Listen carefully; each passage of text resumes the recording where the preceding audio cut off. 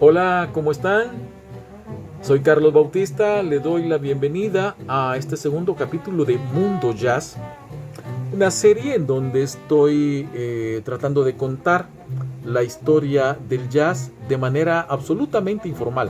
Esto no es didáctico ni tiene carácter documental, sino de conversatorio, ¿no? El jazz, como dijimos en el capítulo anterior, que se llamó El Origen, nació en la ciudad de Nueva Orleans. Músicos generalmente autodidactas que le dieron vida a la ciudad de Nueva Orleans a través de lo que después se conoció como jazz. Y en este capítulo, que se llama De fiestas, funerales y burdeles, vamos a hablar un poco del espectro en el que se movían, el espectro de actividades en el que se movían los músicos de jazz. Decíamos que el género se nutrió originalmente del blues y del ragtime. Sobre todo el ragtime fue muy importante, tanto que su influencia llegó hasta los años 30. Los pianistas de Harlem, por ejemplo, tenían el estilo de Scott Joplin, del ragtime de Scott Joplin. Pero no solo estos dos géneros nutrieron al jazz, también las marchas militares fueron importantes, porque muchos de los músicos del jazz original aprendieron a tocar mientras estaban en el ejército, integraban las bandas del ejército, y de ahí sacaron parte de su repertorio original, que después fueron modificando, por supuesto. También un género muy importante fue los spirituals, el género, la música religiosa, spirituals y el gospel, las armonías, sobre todo las armonías vocales, enriquecieron al jazz. Estas armonías las llevaron a los instrumentos. ¿Cómo fueron las primeras bandas de jazz? Bueno, su formación era de acuerdo a las actividades, porque si amenizaban fiestas pequeñas, podría ser una banda, una orquesta, un grupo de cuerdas que tenía violines, banjos, bajo, el contrabajo, por supuesto, y algún viento como el clarinete, una trompeta, un trombón, pero no más de eso, o algunas otras un poquito más grandes, como la Creole Jazz Band de King Oliver. Esto es una banda pequeña, digamos, ¿no? Pero King Oliver llegó a ser fundamental dentro de la historia del jazz de Nueva Orleans. Pero luego, para los desfiles, para los eventos políticos, para eventos mucho más grandes, había bandas mucho más grandes, como esta, por ejemplo, que fue una de las primeras bandas de jazz, en donde ustedes pueden apreciar las secciones de trombones, de trompetas, clarinetes, tambores, banjos y tubas. La tuba fue un instrumento muy importante dentro del jazz originalmente. Eso que se pueden ustedes escuchar al fondo, que hace es la tuba llevando la parte del bajo, haciendo la parte del bajo. Pero bien, estos músicos que en el día participaban de estas actividades, en la noche se iban a trabajar en la zona roja de Nueva Orleans, el barrio Storyville, que estaba lleno de cabarets y de burdeles.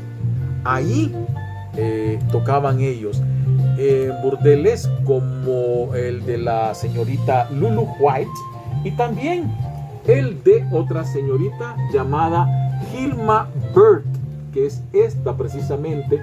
Estas muchachas trabajaban en la casa de Hilma Byrd, y ahí tocaba el piano Jelly Roll Morton. Entonces decimos, estas bandas allí afinaron su repertorio, ahí se hicieron fuertes, ahí comenzaron a trabajar sus solos. Mucho del repertorio estaba dedicado a las muchachas, de las cuales muchos se enamoraban, o al alcohol. Esto se llama "Mi jarra tiene un agujero y ya no podemos comprar más cerveza".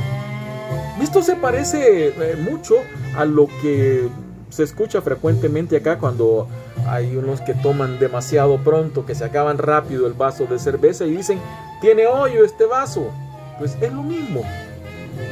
Entonces ese era el repertorio en el que se movían y las zonas en las que se movían los músicos de jazz, en fiestas como bodas, cumpleaños, en desfiles, en funerales, que es una característica de Nueva Orleans, el desfile musical que va acompañando al cortejo fúnebre, y en la noche cabarets y burdeles. Repito, esto era en la zona roja, conocida como Storyville, del barrio Storyville, pero que los músicos nunca llamaron así. Los músicos lo conocían sencillamente como el barrio. Pero esto tuvo corta vida, porque en 1917 llegó la prohibición del consumo del alcohol. Entonces ese barrio fue cerrado prácticamente. Su actividad fue cerrada, las casas de cita, los burdeles fueron cerrados, la prostitución fue prohibida y esos músicos tuvieron que emigrar para seguir viviendo. Pero en medio de eso, en 1917, se dio el éxito, la grabación de las primeras canciones de jazz que tuvieron éxito dentro del público. Irónicamente, fue una banda de músicos blancos, la Original Dixieland Jazz Band, de un señor de apellido La Barbera.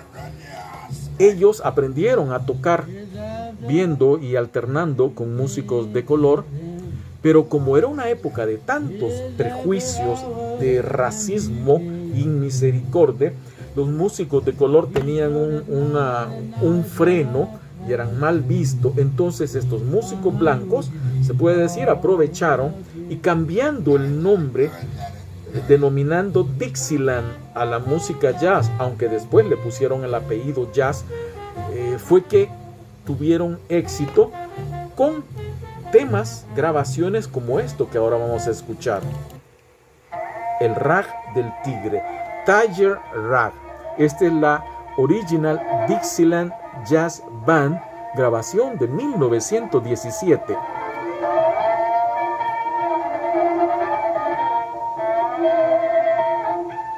Qué sonido, ¿no? Pero tuvieron un gran éxito. Hicieron después giras por distintas ciudades de los Estados Unidos e incluso fueron a Europa, estuvieron en Londres y en París, donde tuvieron mucho éxito. Pero su primera grabación, su primer gran éxito fue Sweet Georgia Brown, la canción dedicada a la dulce Georgia Brown. Una canción que años después fue adoptada por el famoso equipo de básquetbol, los Trotamundos de Harlem, que la convirtieron en su tema y la llevaron por todo el mundo, incluso ahora, porque el equipo, aunque ya en decadencia, sobrevive, anda por todo el mundo aún, y llevan siempre el calentamiento, esa de exhibición que ellos hacen con todos los malabares, pasándose la pelota por todas partes y entre ellos con distintas partes del cuerpo.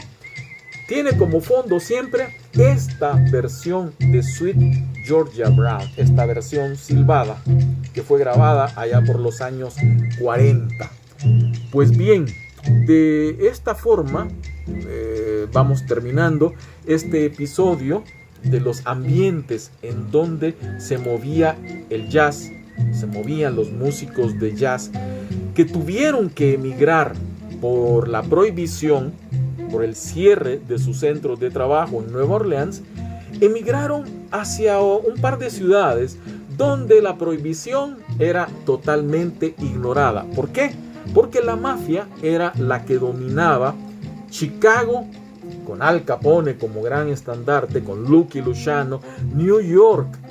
Esas ciudades acogieron a grandes estrellas de Nueva Orleans, gente como Jelly Roll Morton, como el trombonista Kid Ory, el clarinetista Sidney Bechet y el trompetista King Oliver, que llevaba en sus filas a un par de jóvenes, el trompetista Louis Armstrong y la pianista Lil Harding, que luego se casarían. Lil Harding, un caso muy interesante, la primera mujer, ya una músico profesional de jazz, la primera pianista profesional de jazz, que incluso ella tenía formación académica. Pues bien, nuestro siguiente capítulo, para el cual los espero, se llamará Chicago, New York, porque ahí fue donde el jazz se terminó de desarrollar, donde se dieron las primeras ya grandes estrellas para todo el mundo. Soy Carlos Bautista, agradezco su atención a este Mundo Jazz. Hasta la próxima.